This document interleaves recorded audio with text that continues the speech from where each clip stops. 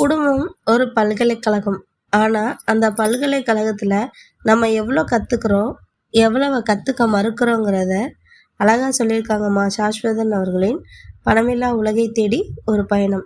ஒரு நாள் நீதிமன்றமா மாறும்னு யாராவது நினைச்சிருக்கோமா? கண்டிப்பா கிடையாது. ஒரு குட்டி கதை சொல்றேன் வாங்க. ஒரு நாள் அப்பா, அம்மா 2 குழந்தைங்க. வீட்டு வேலை, படிப்பு, பண்டிகை எல்லாத்துலயுமே சமம். ஆண், பெண் சமம்னு கற்றுக் கொடுத்த குடும்பம். அக்கா ஆப்ரேஷன். அம்மா நகையை கழட்டி கொடுக்கும்போது தம்பிக்கு தெரியாது அது 10 ரூபா மோதிரம் தான்னு. ஆனா அவனும் கழட்டி கொடுத்து எனக்கு அக்கா தான் வேணும், மோதிரம் வேணான்னு சொல்லும்போது தம்பியை பார்த்த அப்பா கண் கலங்கி நின்றார். காலம் ஓடியது. அக்கா திருமணம். திருமணத்துக்கு 100 சவரன் நகை, 10 லட்சம் ரொக்கம் எல்லாம் கொடுத்து அக்காவை கல்யாணம் பண்ணாங்க. 3 வருஷம் கழிச்சு தம்பிக்கும் நல்லபடியா கல்யாணம் முடிஞ்சிச்சு. வயசோட காரணமா அப்பாவும் அம்மாவும் இறந்துட்டாங்க. அதுக்கப்புறம் ஒரே வீடு, ஒரே ரத்தம். நல்லபடியா போய்கிட்டு இருந்த பிஸ்னஸ்ல கொஞ்சம் கஷ்டம்னு சொல்லி அக்கா தம்பிக்கிட்ட வந்து வீடை வித்து எனக்கு ஒரு பங்கு கொடு, என்னோட பங்கை கொடுன்னு தம்பிக்கிட்ட அக்கா கேட்குறாங்க. தம்பிக்கும் அது ஒரே வீடு, அவனுக்கும் நிலைமை சரியில்லை தான். அப்படி இருக்கச்ச அக்கா வந்து வீட்டில் பங்குன்னு கேட்கும்போது தம்பிக்கு ஒன்றும் சொல்ல முடியலை.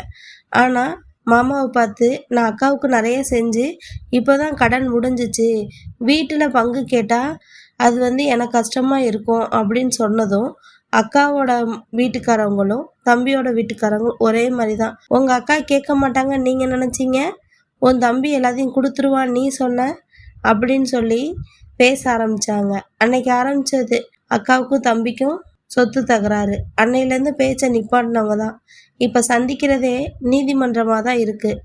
இதுக்கிடையில் எந்த விஷயம் அக்காவையும் தம்பியையும் பிரித்தது? ஒரு விஷயம், உறவுகளை விட சொத்து முக்கியம்னு நம்மளை நினைக்க வச்சுட்டாங்க. அடுத்த தலைமுறைக்கு கற்றுக் கொடுத்ததும் இதே தான். நம்ம நல்லா இருக்கோமா, நம்ம சொத்து சேர்க்குறோமா அப்படின்னு.